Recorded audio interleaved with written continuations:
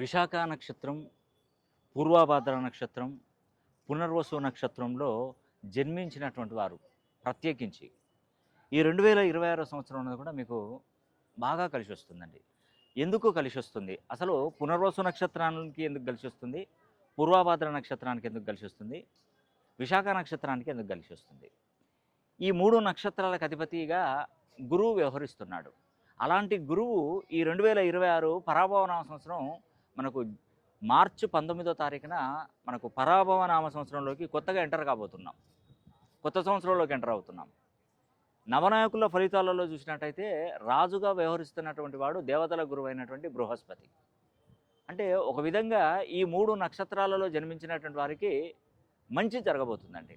నమస్తే అండి, నేను మీ రామకృష్ణ ఆస్ట్రో న్యూమరాలజీని ఈరోజు ఒడిశా రాష్ట్రంలో ఉన్నటువంటి పూరి జగన్నాథ్ ఆలయానికి వచ్చానండి.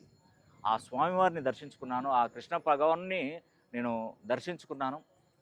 ముఖ్యంగా ఈ 3 నక్షత్రాలలో జన్మించినటువంటి వారు పునర్వసు నక్షత్రం, విశాఖ నక్షత్రం, పూర్వభాద్ర నక్షత్రంలో జన్మించినటువంటి వారు 27వ తారీఖు 3వ నెల 2026 శ్రీరామ నవమి పండగ రోజు. అంటే ఆ రోజు శ్రీరామచంద్రమూర్తి యొక్క సీతమ్మ వారి తలంబ్రాలు.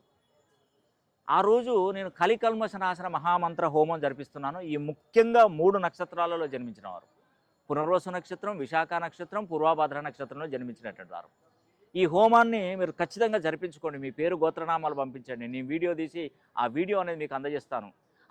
అతి శక్తివంతమైనటువంటి మహిమలు గల కృష్ణమణిని గుజరాత్ రాష్ట్రంలో ద్వారకా అక్కడి నుండి తీసుకొచ్చానండి. అది మీకు తప్పకుండా అందజేస్తాను.